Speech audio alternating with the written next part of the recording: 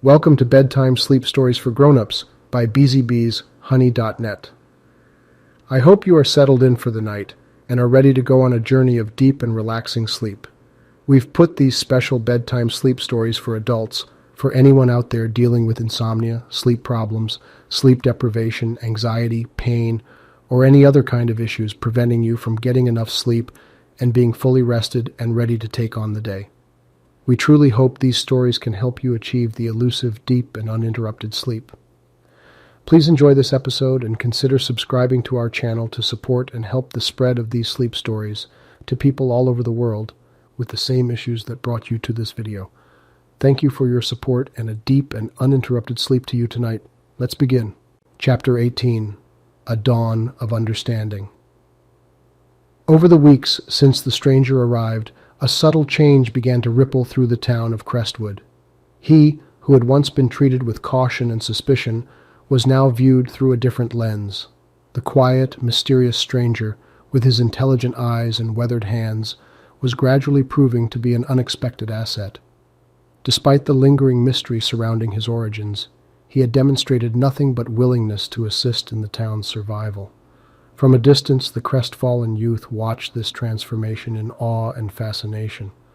Marcus, a young man of 17, had grown up in Crestwood under the protective gaze of its magnificent towering oak trees. He had always considered the small town to be his safe haven, nestled amidst the vast, intimidating forest. But as the forest started posing a threat, his view of the world had shattered. The town's decision to abandon its home of generations and venture into the unknown weighed heavily on him. He needed understanding, clarity. He needed answers. The stranger seemed to be the key to them all. At the break of dawn, the stranger was as usual at the edge of the town, looking over the looming forest with an inscrutable gaze. Marcus took a deep breath, steeling himself, and walked towards him. As he approached, the stranger didn't move. He didn't need to turn to know someone was coming. The crisp morning air carried the sound of footsteps clearly. "Can we talk?" Marcus asked, his voice wavering slightly. The stranger finally turned, his dark eyes studying Marcus for a moment before nodding. Marcus had thought through this moment 1,000 times, but now that it was here, he felt unprepared. He fumbled over his words. We need to know. About the forest, the creatures. What are we up against?" The stranger's gaze returned to the forest as he took in Marcus's words. For a few agonizing moments, he remained silent, causing Marcus to worry that he had overstepped his bounds. Finally, the stranger spoke, his voice calm and even. "The forest isn't our enemy, Marcus. It's merely a part of this world as much as we are." Marcus's brows knitted in confusion. "But the creatures..." The stranger turned to him, his expression serious. "Yes, the creatures. They are a part of the forest, just like the trees and the plants. The forest doesn't send them, they simply live there. We must learn to understand them, to coexist." This was a concept that Marcus had never thought of. Coexist with the creatures that were forcing them out of their homes. It seemed impossible. Yet the stranger's words held a certain gravity. He found himself unable to dismiss them. There was so much more to this world, to their situation, than he had ever imagined. He realized then that this was only the beginning of his journey towards understanding, towards survival. "The journey ahead is tough, Marcus, but with understanding and unity you all can face it. I can help, but the will to survive, to change, to adapt, that must come from within each of you."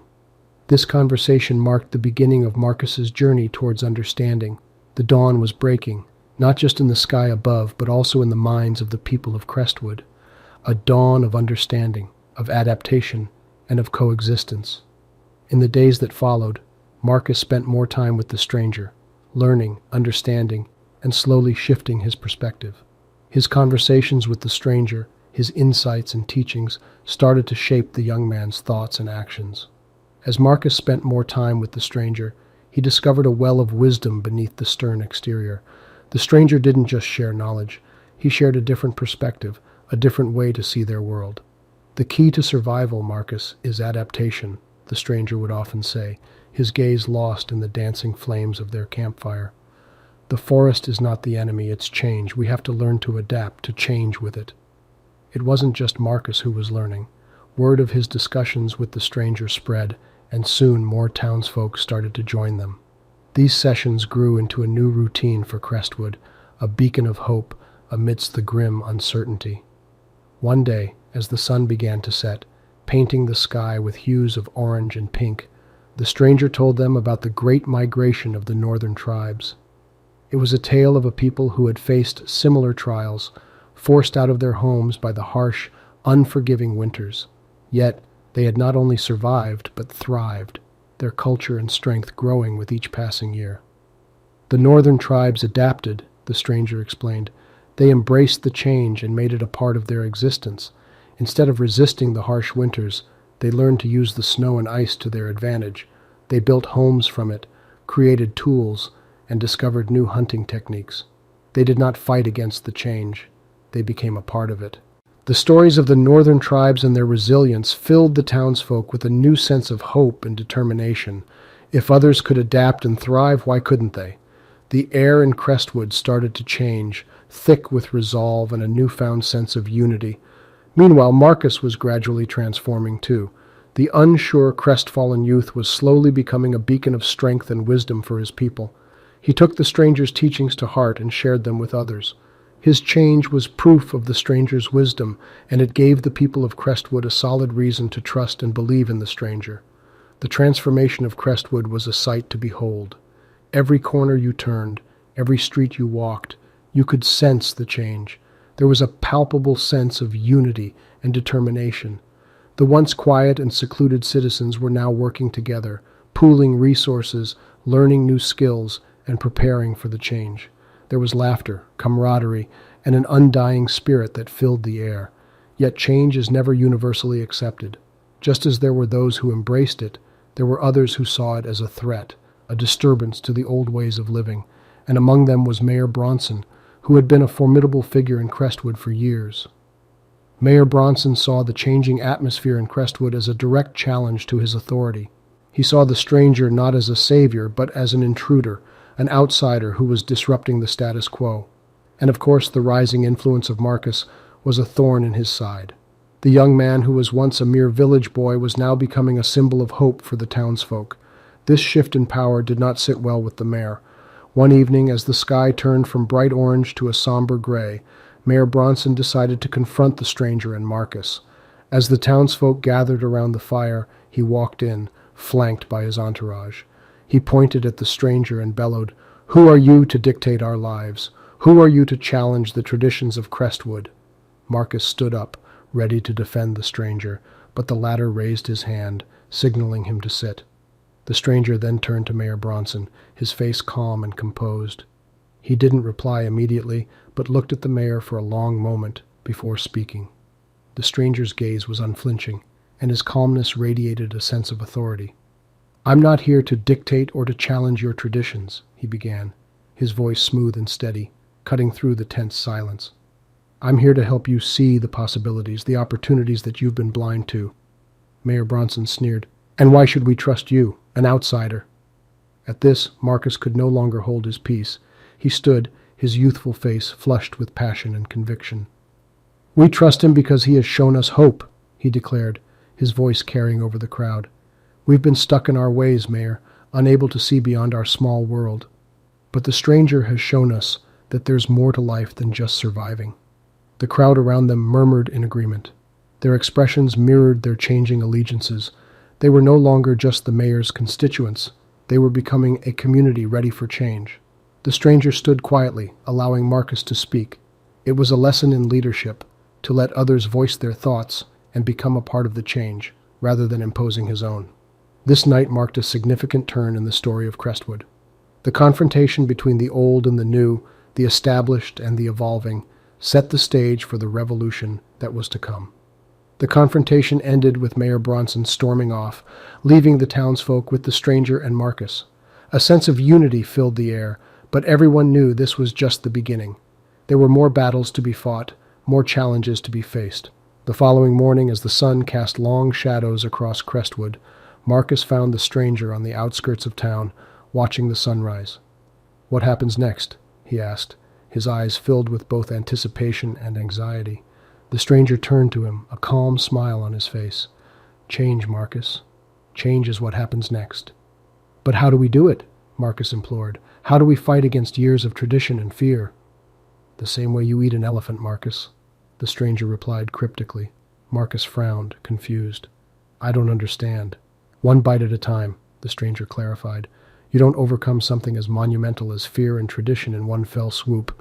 You do it step by step, bit by bit. That's how change happens.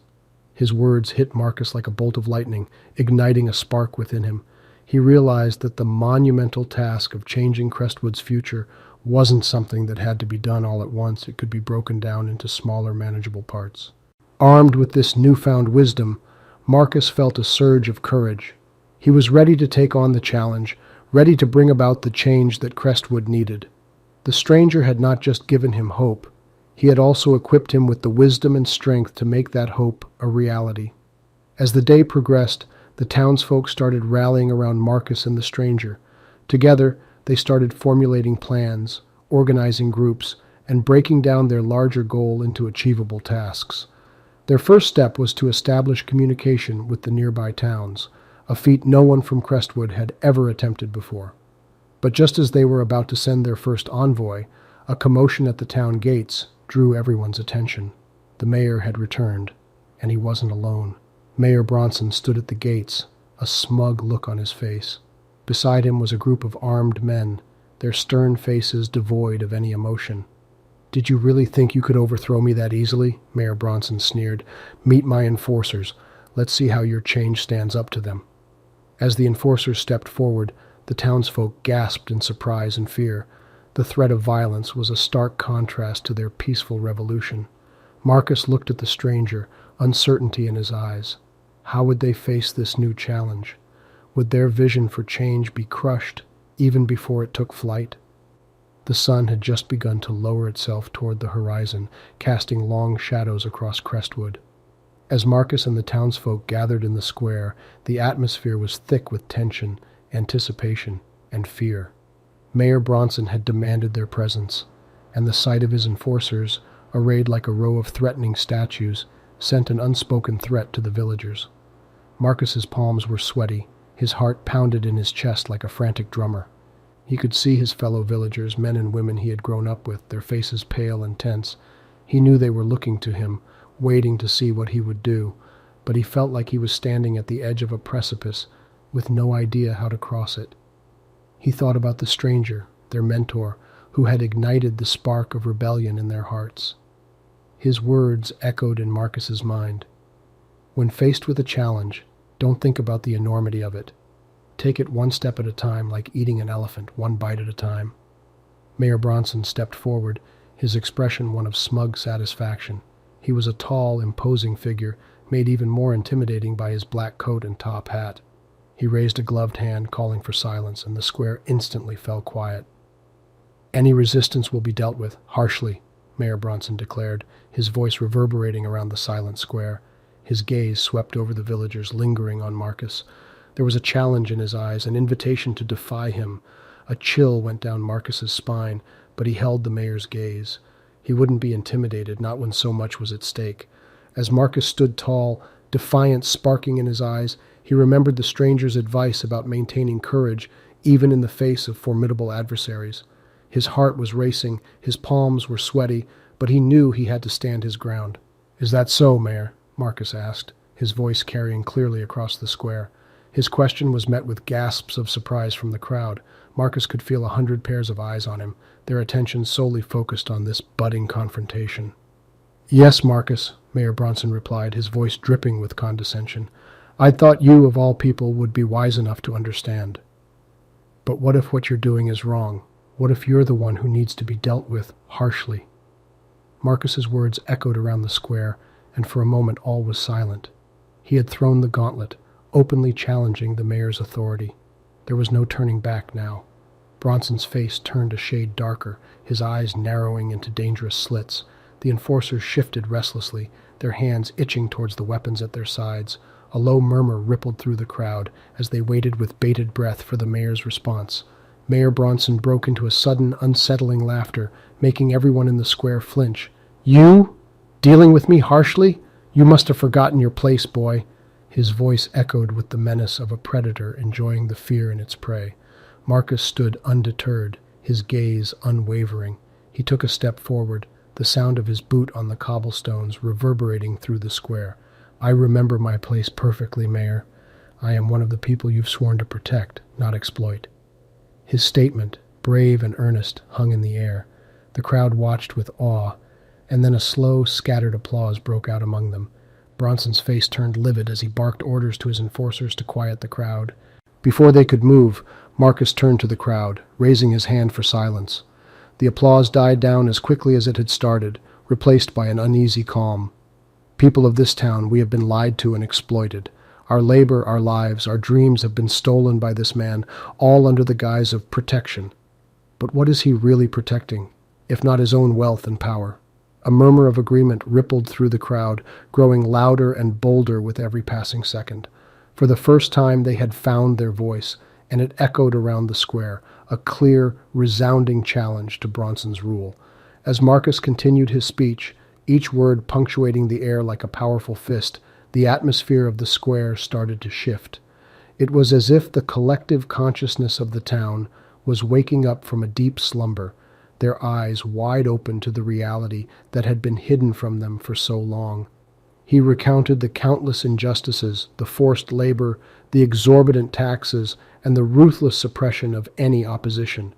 Each story he told was a reminder of the corruption that had been allowed to fester for far too long. His final words struck a chord within every individual in the square.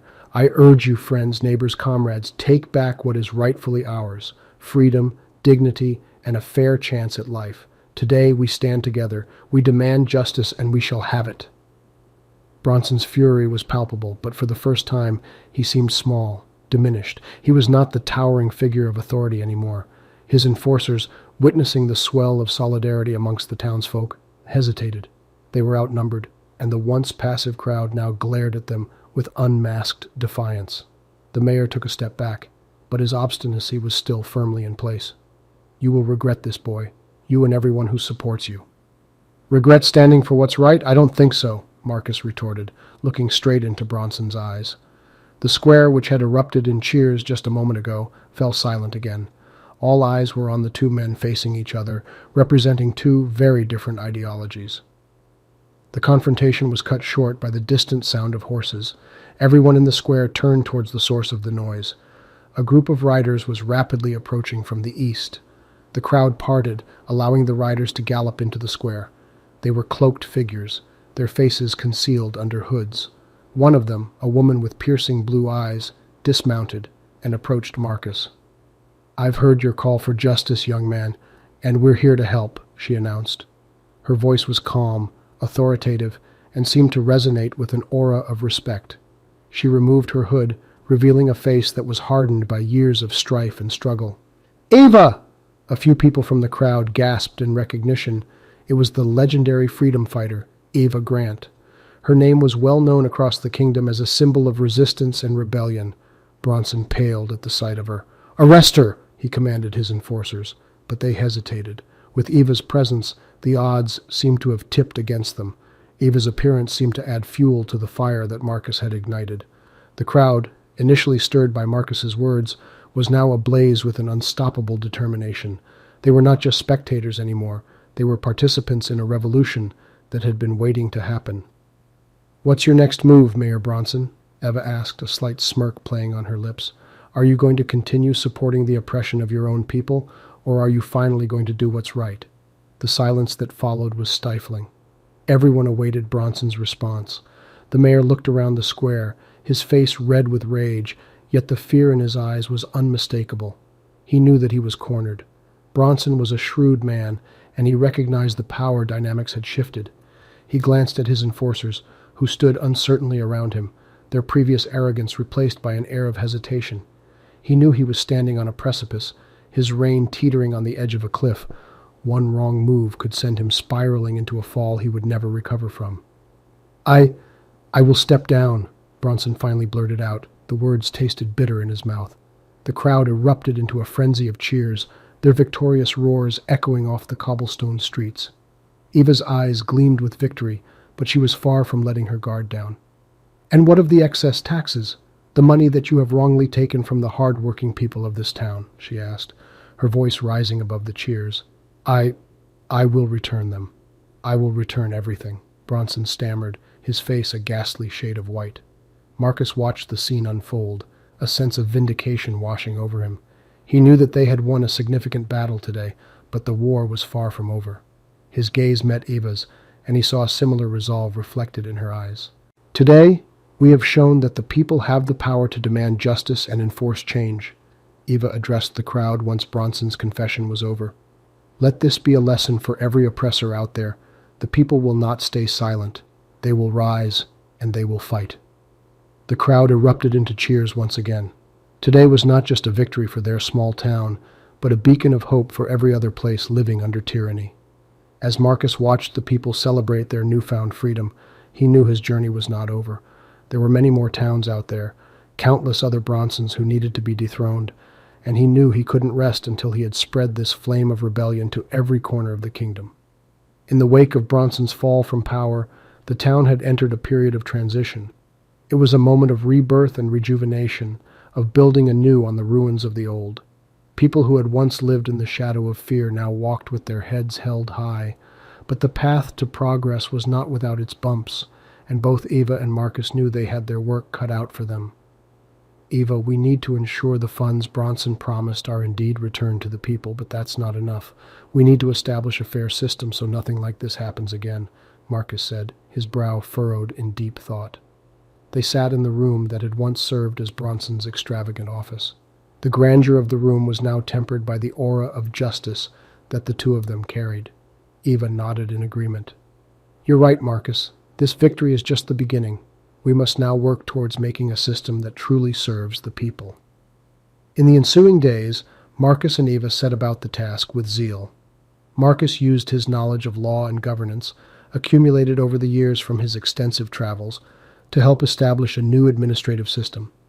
He drafted new tax laws, ensuring they were fair and did not overburden the common man.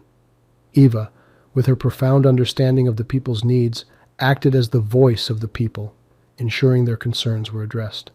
With each passing day, the people's faith in their new leaders solidified. The wounds of Bronson's tyranny began to heal, replaced by the promise of a brighter tomorrow. Despite the progress they were making, Marcus could not shake off a sense of unease.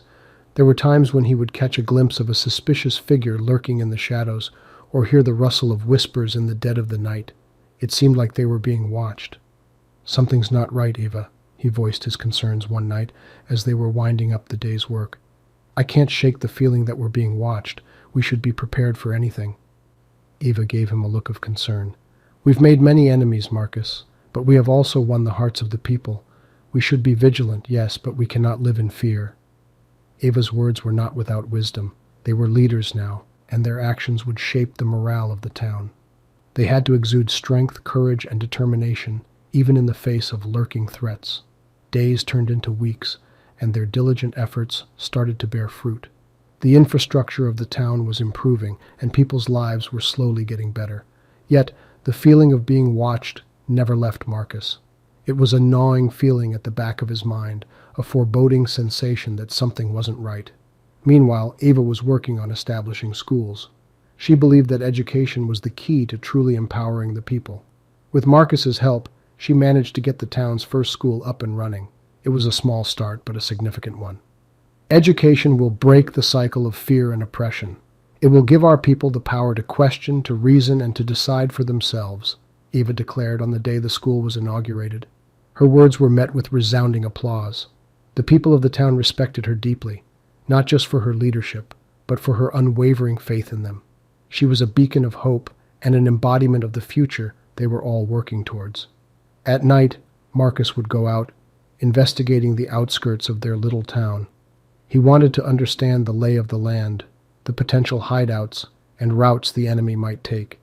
His instincts, honed by years of survival in the wilderness, told him there was more to this tranquil town than met the eye. He found traces of unfamiliar footprints around their borders and unusual marks on the trees. They were subtle, almost invisible, unless one knew what to look for. But to Marcus, they were clear signs of covert surveillance. He decided not to alarm the others yet. He needed more concrete evidence. During one of these night patrols, he found something that sent a chill down his spine. Buried under a pile of leaves, there was a small device blinking in the dark. As he brushed the leaves away, his blood ran cold. It was a surveillance camera, camouflaged to blend with the surrounding vegetation. The fact that someone was spying on them was alarming enough, but the existence of such advanced technology in this seemingly primitive world was downright baffling. It hinted at a force much more formidable than they had anticipated. Marcus decided to take it to Eva. It was a severe threat, and he couldn't tackle it alone. They needed to devise a strategy, quickly and efficiently. Eva was just as disturbed as Marcus when she saw the device. Her mind raced as she contemplated the implications of this discovery. Their peaceful haven was not so secure after all. "We must increase our defenses," she declared, her voice firm. "We need to send scouts and find out who is behind this." Marcus nodded, agreeing with her. He had been considering the same course of action. "I've already mapped out possible areas from where the surveillance could be managed. We need volunteers." Eva glanced at the assembled group, who had been informed of the grim discovery. She could see fear and worry on their faces, but more than that, she saw determination. These people had already suffered much, and they were ready to fight for their safety and freedom. Over the next few days, volunteers were chosen, plans were discussed, and training was begun. They decided to have a two-pronged approach, increasing the fortifications around the town and sending out scouting parties to gather information. Eva and Marcus would personally lead these parties, wanting to evaluate the threat firsthand.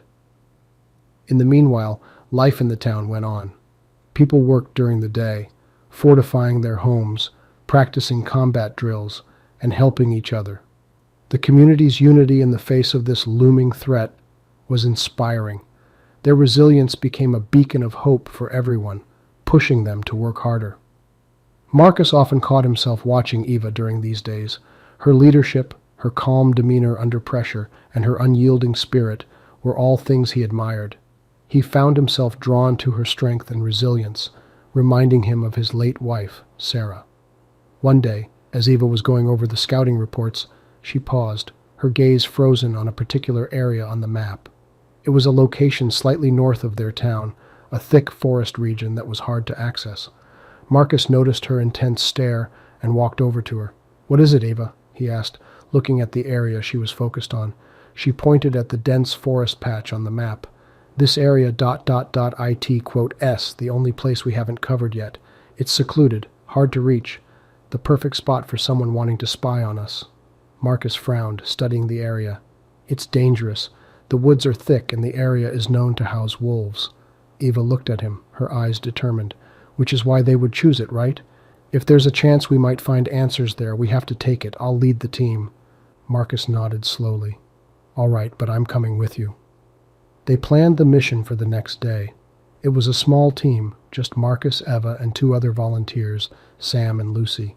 They equipped themselves with weapons and tools, ready to face whatever came their way. As dawn broke, they set out, their hearts heavy with anxiety and determination. The journey was just as challenging as they'd predicted. They had to tread slowly, careful not to alert any potential watchers. The deeper they went into the forest, the more the tension increased.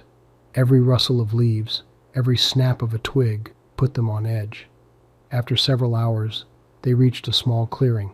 Hidden among the dense foliage, they discovered a rudimentary shack made out of wood and leaves. The sight sent a chill down their spines. This was it. This was where their enemy had been hiding. Cautiously, they approached the shack. Eva signaled for Sam and Lucy to secure the perimeter while she and Marcus went inside. As they pushed open the door, the sight that met their eyes was disconcerting. The room was filled with maps and papers. On one wall, there was a giant map of their town, dotted with markings and annotations that made their hearts pound with fear and anger. They scoured through the papers, discovering detailed notes about the town's defenses, supply routes, and even personal information about the townsfolk. It was evident that they had been spied upon for a very long time. The realization sent a wave of fury coursing through Eva. She slammed her fist on the table, causing Marcus to look at her. "We need to take all of this back with us," Eva said, her voice strained. "We need to find out who's been doing this and stop them." They worked quickly, collecting all the documents and carefully storing them in their backpacks. Just as they were about to leave, Eva noticed a peculiar piece of paper lying underneath the table. She picked it up and her blood ran cold. It was a detailed plan for an imminent attack on their town. The four of them, Eva, Marcus, Eli, and Alina, pushed on, guided by the pale silver moonlight filtering through the trees. The ground was littered with dried leaves and broken twigs, each crunch beneath their feet reverberating through the silent forest. Tensions were high, each of them lost in their own thoughts, the only sound being the rustling of the trees and their own steady breathing. "Marcus," Eva broke the silence, her voice barely above a whisper. "If we manage to convince the council, how do we prepare the townsfolk? We can't exactly train them to fight."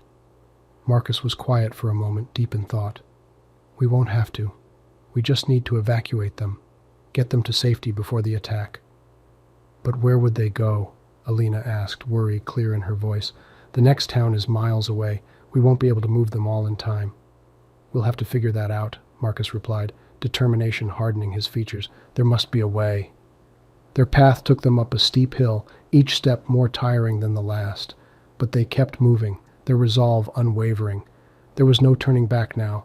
The safety of their town, their home, depended on them, and they wouldn't let it down. The lesson in their struggle was clear. Sometimes the hardest decisions required the greatest sacrifices, but if it meant the safety of their loved ones, of their home, then the sacrifice was worth it. "Rest," Eli ordered as they reached the top of the hill. His eyes were hard, his face serious. It was clear that the stress was taking its toll on him, but he never complained, not once. He took the lead, his presence comforting in the eerie silence that had fallen upon them. They collapsed onto the ground, exhausted. The cold ground beneath them was a relief, the chill seeping into their overheated bodies. The rustling of the leaves was a soothing lullaby, lulling them into a sense of security. Eva stared up at the sky, the stars twinkling back at her like 1,000 tiny eyes. She let out a sigh, the weight of their situation pressing down on her. "We should eat," Marcus said, breaking the silence. He took out some of the food they had packed, dried meat, cheese, a loaf of bread. It wasn't much, but it was enough. They ate in silence, the food a temporary distraction from their predicament. Once they were done, they huddled close together for warmth, their breaths misting in the cold night air. They slept in shifts, 2 of them always awake to keep watch. Despite the danger lurking around them, sleep came easily. The exhaustion of the day took over, pulling them into a deep slumber. The night passed in a blur of darkness and silence, the forest seeming to hold its breath as they slept. But despite the quiet, the fear of the unknown lurked in the back of their minds, a constant reminder of the challenges ahead. As the first rays of sunlight broke through the trees, they woke up, their bodies stiff from the cold. They packed up their belongings and started on their journey again, their steps heavy but resolute. "The only thing we have to fear is fear itself," Eli murmured, his eyes trained on the path ahead. His words echoed in the silence, a profound lesson they all needed to hear. The weight of their task was heavy, but they had to keep moving, keep pushing forward, for their town, for their people, for their home. The group marched on, their determination undying. They moved through the lush forest, their eyes sharp, their bodies alert for any danger. The wildlife watched silently as they passed, their presence a reminder of the normalcy that had been taken from them. Eli led the way, his footsteps firm. There was a strength to him, a resolve that gave the others hope. He was their rock, their beacon in the storm, and they trusted him implicitly. Marcus followed close behind, his own strength adding to the group's. He was their protector, their shield, always ready to fight, to defend. His loyalty was unwavering, his dedication to their cause absolute. And then there was Eva. She was the heart of the group, the soul. Her kindness, her compassion, it held them together, gave them a reason to fight, a reason to survive. She was their beacon of hope, their light in the darkness. As the sun began to set, they came to a stop. They had made good progress, covered a lot of ground. They set up camp, their movements routine, efficient. They ate in silence, the events of the day weighing on them. "Tomorrow we reach the river," Eli said, breaking the silence. His words echoed around them, a reminder of the journey still ahead. The night was calm, peaceful. The stars twinkled above them, a beacon of hope in the endless dark. They took turns keeping watch, the safety of the group their top priority.